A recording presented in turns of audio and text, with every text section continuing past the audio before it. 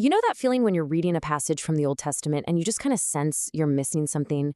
Like there's a whole world of context just beyond your reach. Well, you're not wrong. Today, we're diving into why understanding the ancient world behind the Old Testament is absolutely essential to truly grasping its message. So let's just try a little thought experiment here. Imagine you found a copy of the US Constitution, but you knew absolutely nothing about the American Revolution, or the British monarchy, or the Enlightenment. You could read the words on the page, sure, but would you really get it? Would you understand the why behind it all? The fierce debates, the anxieties, the incredible hopes that shaped every single line? No way. And that's the exact same logic we need to apply to the Old Testament. It wasn't written in a vacuum. Just like the Constitution, it's a product of a very specific time and place, the ancient Near East. So without understanding that world, we're fundamentally limited. It's like we're only seeing the story in black and white. And this brings us to this really fascinating field of study called Old Testament backgrounds.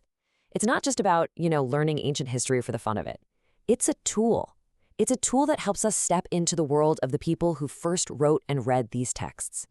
The goal here is pretty simple, really. It's to see the world through their eyes. When we start to understand their geography, who their neighbors were, their culture, we can start to hear the message the way it was first intended. It's kind of like building a bridge from our world directly into theirs.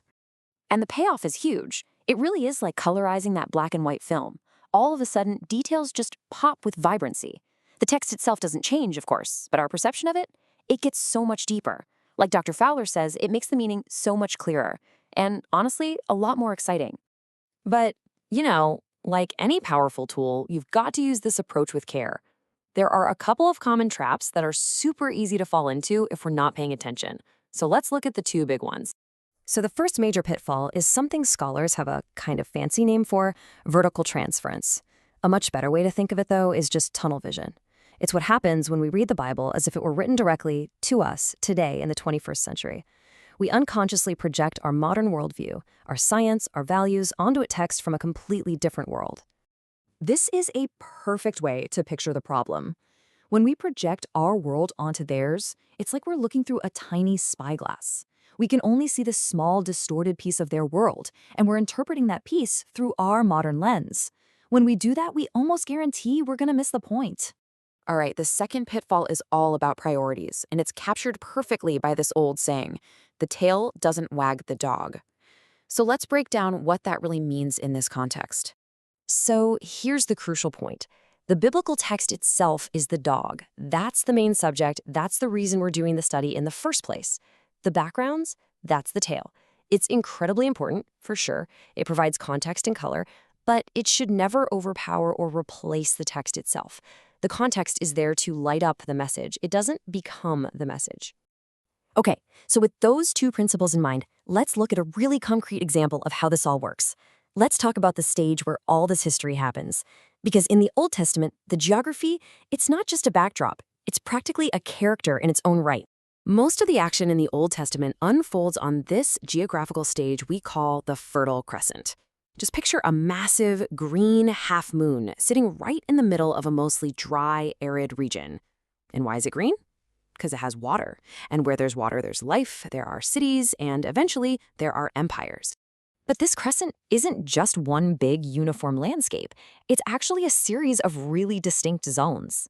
If you move from west to east, you start at the coastal plain, right along the Mediterranean. Then, bam, you hit the Central Mountains. Then you drop way down into the Jordan Rift Valley, climb back up another mountain range, and then you're out in the vast Arabian deserts.